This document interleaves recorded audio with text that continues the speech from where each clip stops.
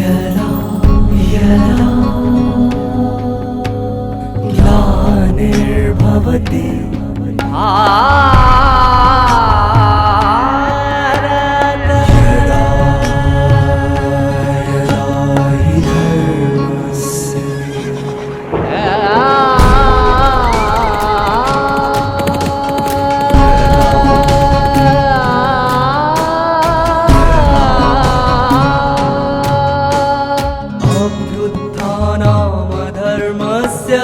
तदात्मानां सृजाम्यहं परित्राणाय साधूनां विनाशाय च दुष्कृतां विनाशाय धर्म संस्थापनार्थाय संभवामि युगे युगे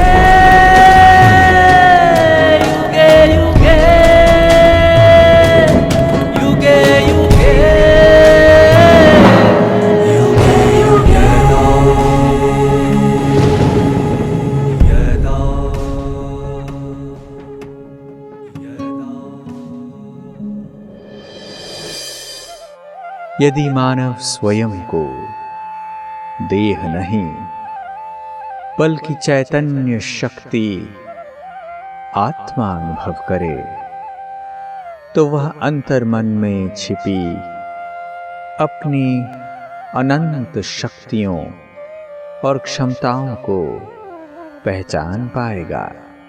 गीता ज्ञान द्वारा परमात्मा यह ज्ञान देते हैं कि जब मनुष्य अपने मन बुद्धि को एकाग्र कर स्वयं को परमात्म याद में स्थित करता है तब ही वह परमात्मा से अटूट संबंध जुटा पाता है और यही समर्पण भाव जीवन को संतुष्ट एवं खुशनुमा बना देता है। ओम शांति। शांति की अनुभूति हर कोई चाहता है। शांति के बिना जीना संभव नहीं है, ये मनुष्यात्मा की आजकल की चाहना भी है। लेकिन शांति की महसूसता क्यों नहीं कर पा रहा है?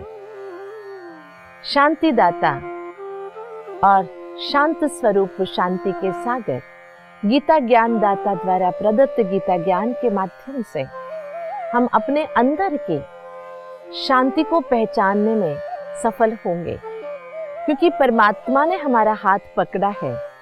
जिस परमात्मा के हाथ में हमने अपना हाथ दे दिया तो छोड़ना तो कभी संभव है नहीं, छूटेगा भी नहीं। तो चलिए परमात्मा के हाथ में हाथ रखकर बहुत सुकून से गीता ज्ञान का आनंद लेंगे। चतुर्विधा भजन्ते माम जनाः सुकृतिनोऽर्जुन आर्तो जिज्ञासुरर्थार्थी ज्ञानी च भरतर्षभ। अभी हमने पहले सुना कि परमात्मा ने कहा 4 तरह के लोग, अगर 4 तरह के मनोभाव वाले हैं वो मेरे पास आ नहीं सकते। जो मूढ़ है, जो नराधम है, जिनकी बुद्धि माया के वश में है और जो आसुरी गुणों वाला है। अभी यहाँ पर भगवान समझा रहे हैं दुनिया में जितने भी लोग हैं अपने सुकृति के अनुसार ऊंचे कर्म के आधार से वो लोग 4 तरह से मेरी भक्ति करते हैं या मेरी पूजा करते हैं, मेरी आराधना करते हैं। आर्तो, जिज्ञासु, अर्थार्थी, ज्ञानी। आर्तनाद करने वाले, बुलाने वाले, परमात्मा को ही अपना सहारा मानने वाले, हर कष्ट आने पर परमात्मा का ही नाम उच्चारण करने वाले। अर्थार्थी वो है जो कुछ चाहना रखते हुए परमात्मा को बुलाता है, कुछ मिलने पर भगवान को धन्यवाद भी देता है। तीसरा है जिज्ञासु, जो जानने की इच्छा रखता है कि परमात्मा होगा कहाँ, मिलेगा कैसे, किस द्वारा, और ये शास्त्र क्या कहता है, वो शास्त्र क्या कहता है। और चौथे हैं ज्ञानी, जो जानने की भी इच्छा रखते हैं, जानते भी हैं, समझते भी हैं और चलते भी हैं। ये से 4 तरह के लोग हैं जो मेरे भक्त हैं। अभी देखिए, मनुष्य आत्मा इनमें से सभी ज्ञानी तो होंगे नहीं, लेकिन एक बात बहुत जरूरी है मनुष्य आत्मा के जीवन में। जैसे कि अभी हम शांति की बातें कर रहे थे, लेकिन शांति की महसूसता करने के लिए भी अशांति का जानना बहुत जरूरी है। मूढ़त्व की महसूसता है तब तो हम आर्ता बन रहे हैं। हम बहुत मूढ़ है, हमारे पास ज्ञान बिल्कुल नहीं है, लेकिन हम भगवान को बुला रहे हैं क्योंकि हमें विश्वास है मूढ़त्व से बाहर निकलने के लिए परमात्मा की प्राप्ति जरूरी है। लेकिन कई बार हम मूढ़त्व में ही आनंद को महसूस करते हुए परमात्मा को कोसों दूर महसूस करते हैं। एक बहुत सुंदर सी कहीं सुनी हुई बातें याद आती हैं। एक छोटा सा तालाब था, तालाब के बाजू में ही जनवास था, माना लोग रहते थे। एक बस्ती थी जहां पर लोग रहते थे। इस तालाब में कई सारे मेंढक रहते थे। जैसे सूरज डूब जाता था, ये सारे मेंढक मिलकर टर टर टर अपना गाना शुरू कर देते थे। रात भर टर टर करते रहते थे। उसमें से एक मेंढक को एक सोच आई कि हम रात भर टर टर टर करते हैं, बेचारे मनुष्य हमसे परेशान होंगे क्योंकि हमारी आवाज सुन सुन के शायद उनको नींद भी नहीं आती होगी, हमें शाप देते होंगे। उस मेंढक ने अपना विचार सारे मेंढकों के सामने रखा। तो सभी मेंढकों में से एक मेंढक ने कहा, तो दिन भर ये मनुष्य भी टर टर करते हैं ना, आवाज करते हैं, हम नहीं सहन करते हैं क्या? जब हम दिन में सहन करते हैं तो रात में वो सहन करे, क्या बड़ी बात है? उसमें से जो बड़ा मेंढक था उसने कहा, हाँ इसका भी बात सही है कि हम रात को अगर शांति से रहेंगे तो शायद ये सारे मनुष्य शांति से सो सकेंगे, फलस्वरूप उनसे हमें अच्छी दुआएं भी मिल जाएगी। ऐसे सोचते हुए सभी मेंढकों ने एक निर्णय किया कि हम रात को गाना बंद कर देंगे, माना टर टर बंद कर देंगे। ठीक है, 3 दिन तक रात को कोई भी मेंढक ने आवाज नहीं की। तो तीसरे दिन के बाद जब सूर्योदय हुआ तो 2 महिलाएं अपने कंपाउंड के पास खड़े होकर बातें कर रही थी। पहली वाली महिला कह रही थी कि क्या बात है, तालाब में पानी सब सूख गया है क्या, या सारे मेंढक मर गए क्या? 3 दिन से देख रही हूँ, एक आवाज भी मेंढक का नहीं आ रहा है। कितना अच्छा संगीत था, उसे सुनते हुए ही रोज मैं अपना अच्छी तरह से मैं नींद कर पाती थी। उसे सुनते हुए ही मेरा नींद अच्छा हो जाता था। लेकिन 3 दिन से ना मुझे नींद ही नहीं आ रही है, पता नहीं ये मेंढकों को क्या हुआ। ये मेंढक ने सुन लिया कि ये जो महिला कह रही थी, तो मेंढक ने जाके अपने सहेलियों को बताया कि देखो बात ये है कि हम सोचते थे हमारे गाने से शायद मनुष्यों को की शांति भंग होती होगी, इसीलिए हम बहुत मुश्किल से 3 दिन से हम चुप रहे। लेकिन जब मनुष्य आत्माओं को ही शांति का अनुभव नहीं करना है, उनको ये परेशानी में ही अच्छा लगता है, तो हम अपना क्यों बंद करें, हम आज से अपना रागालापन करते रहेंगे। एक बात ऐसे ही, लेकिन वास्तविकता में यही सत्यता है। मनुष्य आत्माओं को इतनी आदत हो गई है, इतनी आदत हो गई परेशानी में जीने की, परेशानी नहीं हुई ना उनको नींद ही नहीं आती है, जिसके कारण मनुष्य आत्मा ज्ञानी बनना ही नहीं चाहता, ज्यादा से ज्यादा जिज्ञासु ही बने रहना चाहता है।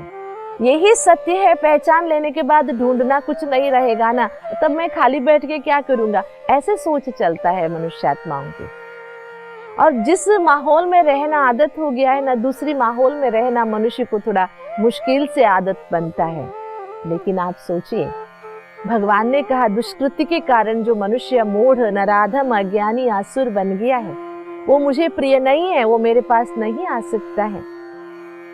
तो एक घड़ी के लिए ये भी छोड़ दीजिए, ठीक है हमें भगवान के पास जाना ही नहीं है, लेकिन सुकून की जिंदगी तो चाहिए ना, चाहिए कि नहीं चाहिए बताइए।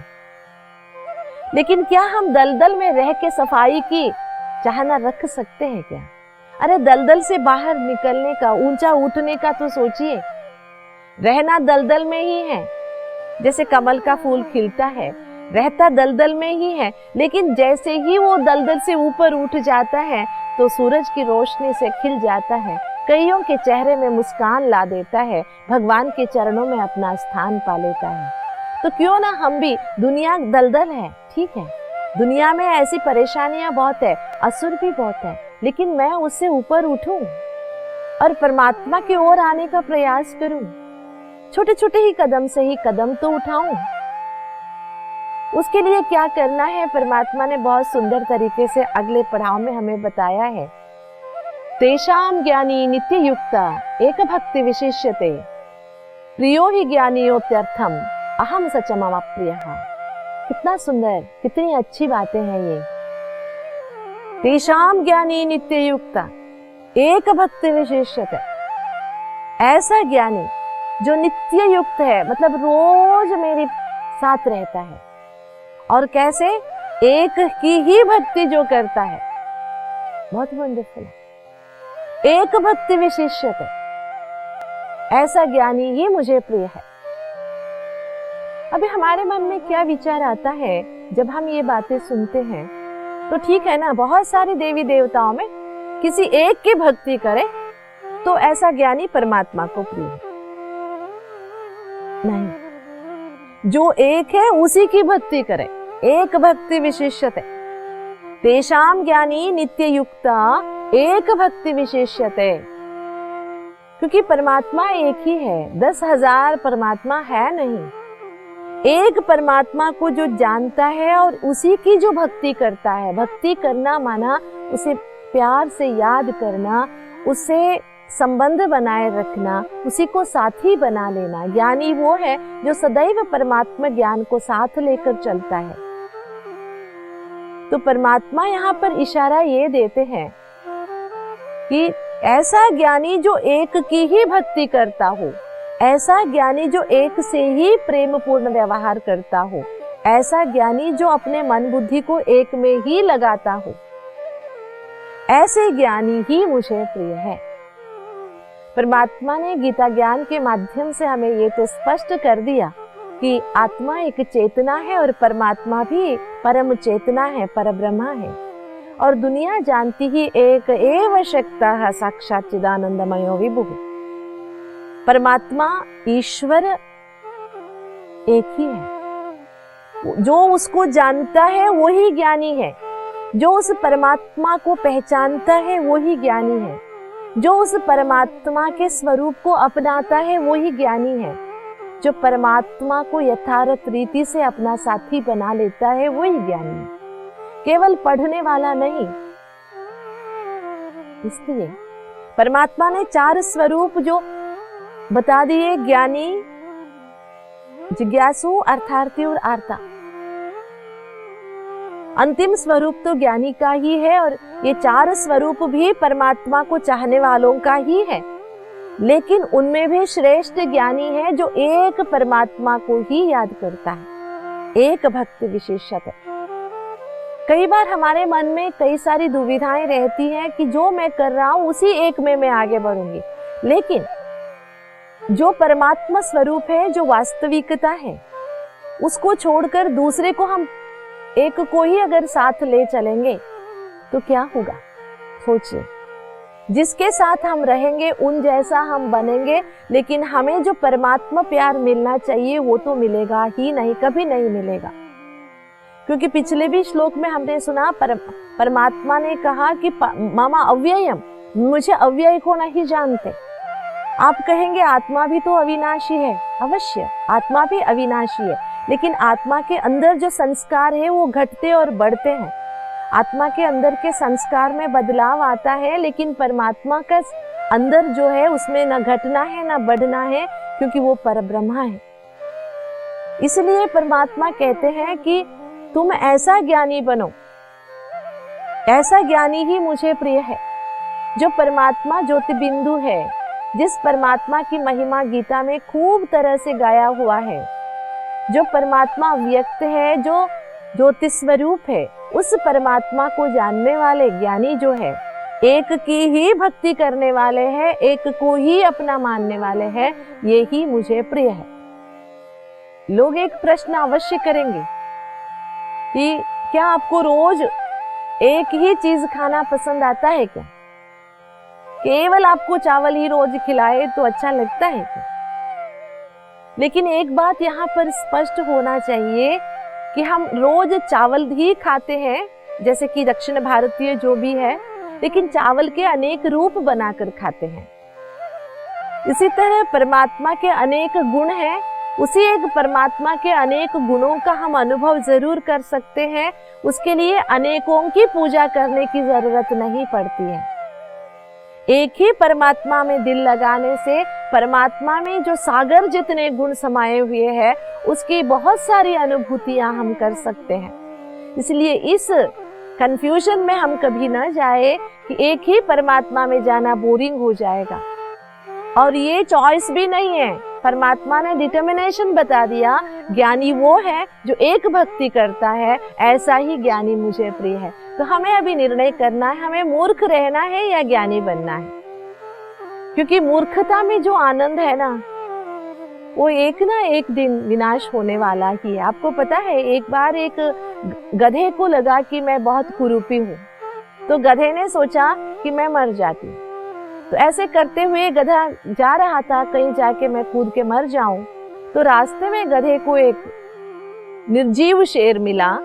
वो बहुत सड़ा हुआ था, बदबू मार रहा था, फिर भी गधे ने उसे घसीट कर ले गया और गधे ने उसके अंदर से सारी चीजें निकाल दी, जो उसका चमड़ी ही बचा। तो गधे ने क्या किया, उस चमड़ी को अपने ऊपर ओढ़ लिया अच्छी तरह से, कवच जैसे। तो जैसे ही शेर का चमड़ी, उसके अंदर गधा, लेकिन दिखाई तो दे रहा था शेर का रूप है ना।